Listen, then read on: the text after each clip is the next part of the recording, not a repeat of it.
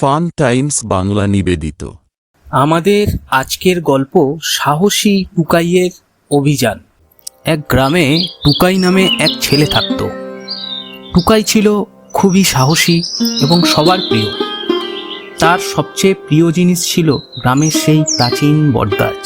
গাছটি নিয়ে গ্রামে অনেক গল্প প্রচলিত ছিল, যার মধ্যে সবচেয়ে বিখ্যাত ছিল গাছটির মধ্যে এক পুরনো ভূত থাকে। একদিন টুকাই এবং তার বন্ধু চঞ্চল গাছের নিচে বসে গল্প করছিল।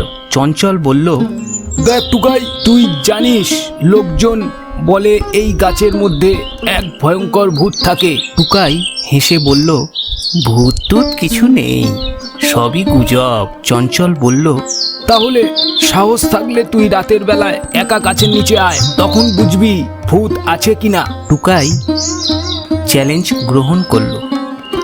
রাত নামলে টুকাই একা গাছের দিকে রওনা দিল। গাছের কাছে পৌঁছে সে দেখল সব কিছু চুপচাপ। হঠাৎ একটি কোলাহল শোনা গেল।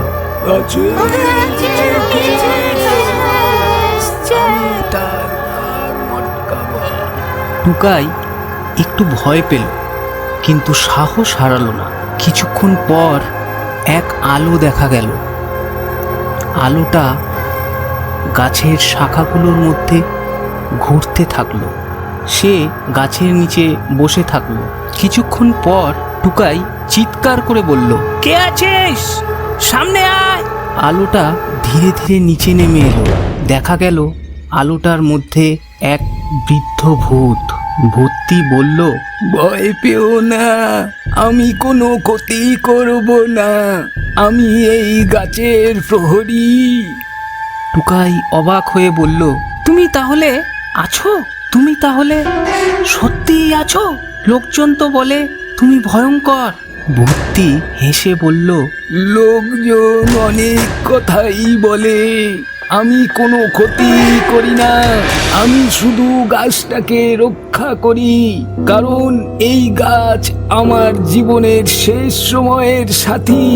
টুকাই বুঝতে পারল ভূতটি আসলে খারাপ নয়। সে বলল, তাহলে লোকজনকে কেন ভয় দেখাও? ভূতটি বলল, আমি ভয় দেখাই না, লোকজন নিজেরাই ভয় পেয়ে যায়। টুকাই বলল, আমি সব সত্যি বলবো, সবাই জানবে তুমি আসলে ভালো।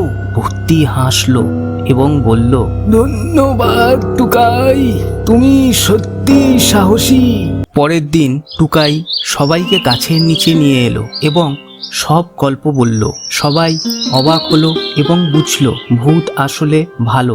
গ্রামের লোকজন এরপর থেকে গাছের দিকে ভালো নজর দিল এবং ভূতটি আর কোনো ভয় দেখালো না।